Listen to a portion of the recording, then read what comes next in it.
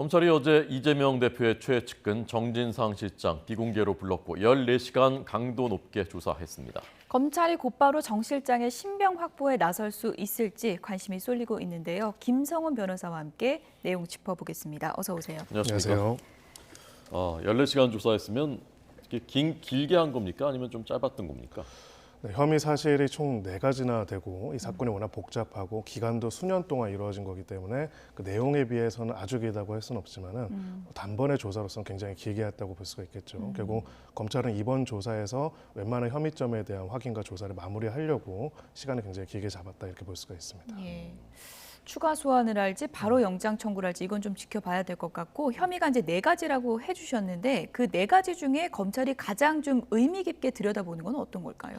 네, 결국 여러 가지가 있겠지만은 일단은 구속의 사유로 삼기에 가장 이제 만약에 필요하다라고 생각했을 때 단단하다고 생각하는 거는 검찰 입장에서는 뇌물 수수 부분일 가능성이 높습니다. 예. 소위 말해서 총 1억 4천만 원의 뇌물을 지금 보도된 내용에 따라 세 차례 나눠 가지고 수년 동안 받은 것이 나와 있기 때문에 이런 부분에 대한 진술들에 대한 증명을 확보한 상태에서 이걸 바탕으로 뇌물 관련된 부분을 가장 주요 혐의로 해가지고 영장을 청구할 수가 있고요.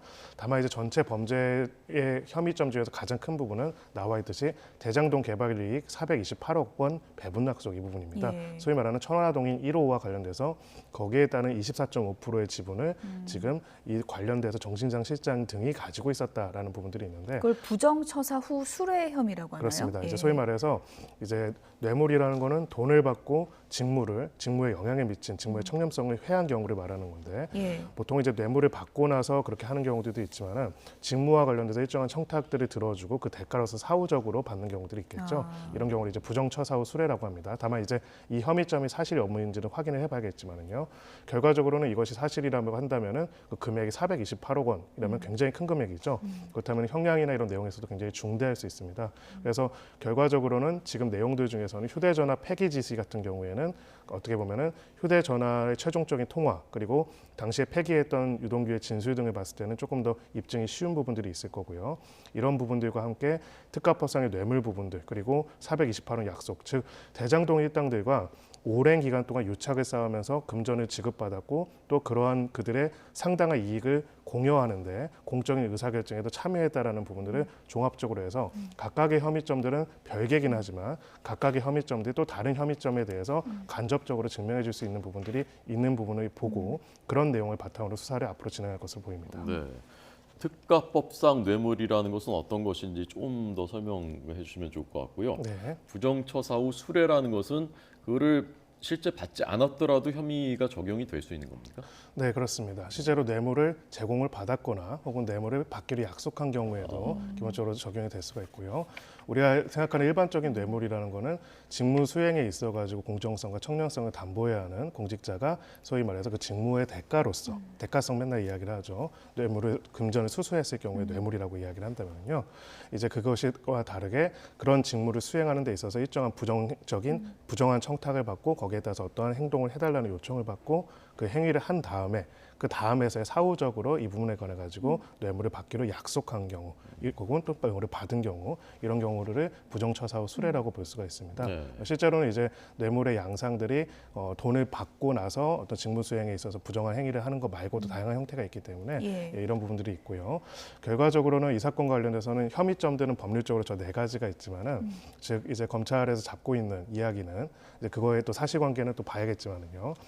대장동 일당들과 소위 말하는 이 정진상 씨와의 관계가 굉장히 오랫동안 이루어졌고 상당히 오랫동안 접대와 향응과 금전을 지급받았던 관계들이 있었고 또 그걸 바탕으로 해서 결과적으로는 대장동이라는 것이 공적인 과정의 의사결정의 결과로서 사적인 집단이 상당한 이득을 거두게 됐던 사건이거든요. 예. 그럼 도대체 이런 과정들이 어떻게 비정상적으로 어떻게 이루어질 수 있었을까?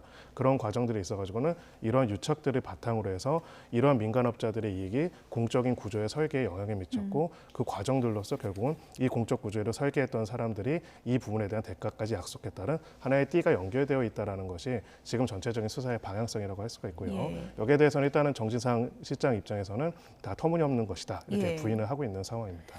그렇게 적극적으로 부인하고 있는 상황. 그러니까 진술만 있지 증거가 없는 거 아니냐 이렇게 반박하고 있는 상황인데 검찰이 영장을 청구를 한다면 어느 정도 좀 입증하는 데 자신감이 있다 이렇게 해석해도 되는 겁니까? 네. 영장 청구라는 거는 사실은 어느 정도는 이제 그 법원의 1차적인 간접적인 판단을 받는 경우가 있죠. 물론 영장이 발부됐다고 해서 꼭 유죄고 예. 발부가 안 됐다고 해서 무죄는 아니지만 그렇죠. 소위 말하는 구속의 필요성과 상당성을 1차적으로 판단하게 됩니다. 혐의 사실에 대해서 어느 정도는 소명이 돼야 영장이 발부가 되기 때문에 지금 있는 증거만으로 이럴 경우에 죄를 범하였다는 상당한 의심이 든다라는 것들이 인정이 되어야 하거든요.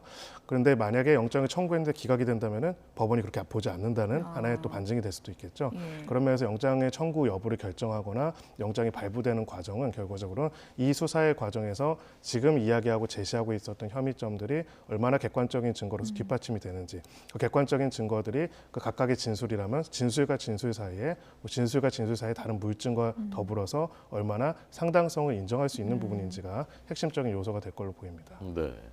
앞서 체포영장이 한번 기각됐었는데 예. 체포영장하고 구속영장 발부의 기준은 다른 겁니까? 네, 기본적으로 좀 다른 부분이 있습니다. 둘 다 어느 정도는 범죄를 저질렀었다는 상당한 이제 이유가 있다는 의심이 드는 경우가 있어야 하는 건 맞지만은요. 체포 같은 경우에는 일단 단기간 일단은 그 인신을 구속하는 겁니다. 그 보통은 이제 소환에 응하지 않거나 소환에 응하지 않으려고 하는 경우에 그런 경우에 어찌 보면 좀 강제 구인하고 단기 구류라는 측면이 있거든요. 그렇기 때문에 내가 소환에 응해가지고 수사에 적극적으로 협력하겠다라고 이야기하고 있다면은 체포의 대상이 되지는 않겠죠. 그래서 체포영장 기각과 관련돼서는 기본적으로 기존의 정신장에서 내가 소환 조사에 성실하게 응하겠다고 하고 있다라는 부분들이 영장 기각이 크게 작용했을 것이라고 보입니다. 구속은 조금은 다릅니다. 이제 구속은 그보다 좀 더 중한 형태, 조금 더 긴 기간 동안 인신을 구속할 수 있는 권한이라고 할 수가 있고요. 기본적으로는 증거인멸 및 도주의 우려가 있는 경우에 인정이 됩니다. 즉 단순하게 소환을 응했느냐 안 했느냐가 아니라 예. 본격적으로 이 사람에 대한 형사적인 처벌과 여러 가지 절차들이 진행되는 과정에서 가장 핵심적으로 해당되는 인원에 대한 신병을 확보하기 위한 부분들이 있고요. 그래서 훨씬 더 소위 말하는 그 기준선이 높다라고 할 수가 있고요. 거기에 따라 가지고 이번에 그 소위 이 청구의 내용과 방향성에 따라 가지고 결국 조사에서 지금까지 수집한 증거들이 얼마나 상당한지가 핵심적인 기준이 될 거라면 앞서의 체포영장 같은 경우에는 그 혐의의 상당성보다는 소환은 조사를 응하지 않을 우려가 있는가, 도주의 우려에 조금 더 초점이 맞춰져 있다고 예. 볼 수가 있습니다. 소환 조사에 적극적으로 응하겠다는 입장을 밝힌 상태였기 때문에 이제 그렇습니다. 기각이 됐었고요. 영장, 압수수색 영장의 정치적 공동체, 이재명 대표와 이 정치적 공동체라는 표현을 썼고 그 정치적 공동체를 설명하는데 상당 부분을 할애했거든요. 이건 검찰의 어떤 포석이라고 보십니까? 네, 이 부분은 두 가지 점이 있다고 생각을 합니다. 예. 정진상 실장 개인의 혐의점에 있어서도 중요한 부분이 있고요. 또 이후에 이재명 대표에 대한 수사에서도 중요점이 있습니다. 첫 번째는 먼저 정진상 실장 자체는 스스로 권한을 가지고 책임의 의사결정을 지는 주체가 되기 좀 어려운 부분도 있습니다. 소위 말하는 핵심 측근이라고는 하지만은 핵심 측근이 소위 말하는 도지사나 시장처럼 최종 결정권자는 아니기 때문이죠. 뇌물과 관련된 기본적인 구조는 직무 수행을 하는 공무원이 이 직무의 대가로서 돈을 받는 것에 있습니다. 예. 돈을 받는 것과 거기에 따라서 그 직무에 영향을 미쳤던 두 가지가 있어야 하거든요.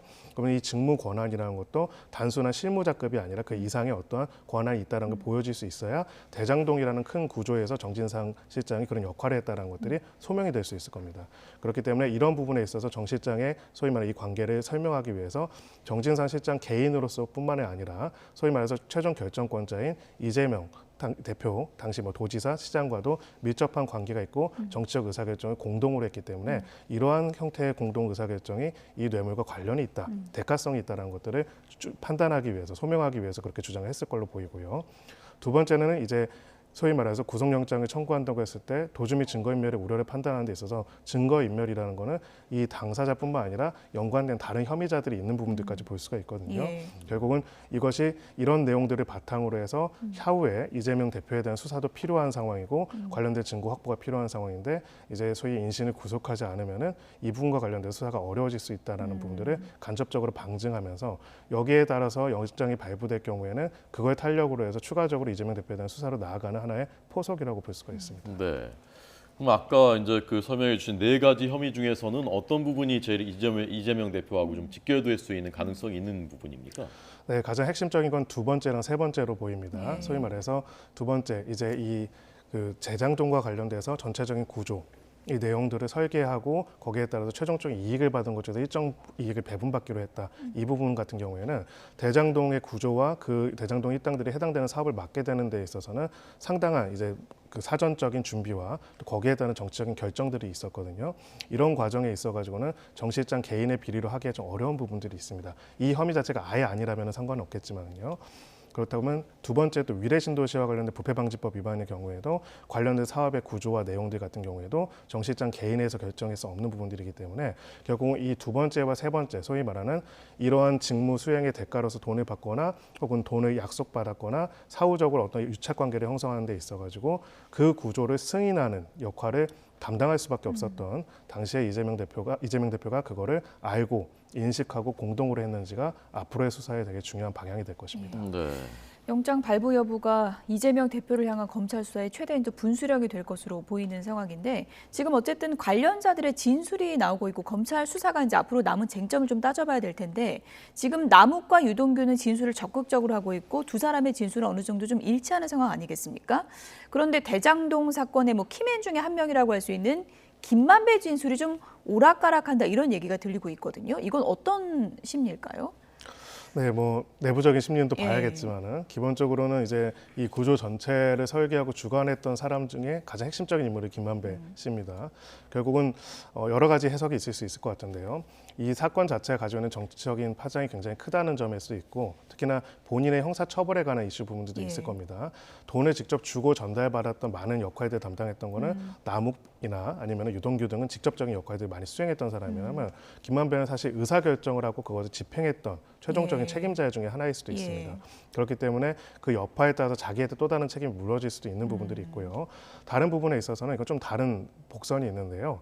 지금 이 대장동과 관련된 이 계약과 구조 전체가 만약에 거대한 비리였다. 즉 이쪽 주체와 이쪽 주체가 사실은 서로 통정해가지고 이쪽에게 이익을 주는 줄 알면서도 공공에게 손해를 끼칠 의사로 이런 식으로 계약을 맺었다라고 하면은 이게 별도로 민사적으로는 무효가 될 수가 있습니다. 소위 말해서 이쪽의 대리인들이 실제로는 본인을 위한 것이 아닌 걸 알면서도 그 상대방도 본인을 위한지 아닌 걸 알면서도 서로 통정해가지고 이런 형태로 계약을 했다면 계약 전체가 무효가 된다면 종국적으로는 이로 인한 막대한 이익도 완전히 원천적으로 무효가 될 가능성도 있죠. 그렇군요. 이런 부분들도 고려할 걸로 보이고요. 몰수가 되는 거 어떻게 되나요? 사실 그런 부당이득으로 반환해야 하는 걸 볼 수가 있고요. 마지막으로는 정치적인 측면에서 본인의 진술이 결국 이 사건의 항방에 굉장히 중요한 상황에서 어찌 보면은 가장 소위 최고의 타이밍에 대한 고민들을 하고 있을 수도 있다라는 그런 분석도 있습니다. 네. 자, 끝으로 어쨌건 이제 정진상 실장 또 이재명 대표는 이거 소설이다, 완성도도 낮다라고 이제 주장하고 있지 않습니까? 재판에 들어가면 제일 따지게 될, 제일 뜨겁게 맞붙게 될 그 쟁점 법리적으로 어떤 것들이 될 거라고 보십니까? 네, 결국은 이제 그동안에 우리가 작년에부터 이제 대장동 관련된 이슈들이 나오기 시작했죠. 그 구조 자체가 원래 자연스러운 구조가 아니라 저희 땅들이랑 깊이 관련되어 있고 그들이 계획해놓은 여러 가지 구조 속에서 움직였다는 점에 대해서 어느 정도 드러난 부분들이 있습니다. 그렇다면 우리가 이제 그동안에 비어 있었던 부분은 그런 구조를 가능하도록 했던 경제적 힘과 정치적 힘이 무엇인지에 관한 부분이거든요. 그 정치적 힘이 지금 정진상 실장과 또 다른 수사로서 이어져 가고 있는 것이고요. 그 부분에 대한 것들이 이 일당과 정진상 씨 그리고 김용 부원장이 얼마나 중장기적인 유착 관계를 가지고 있었고 금전 거래를 했었고 관련된 내용들이 단순하게 일회적인 것들이 아니라 위례, 대장동 여러 형태로서 수년 동안 이어져 있다는 것들이 결국 핵심적인 그런 부분들을 검찰 쪽에서 계속 드러나려고 할 것이고요.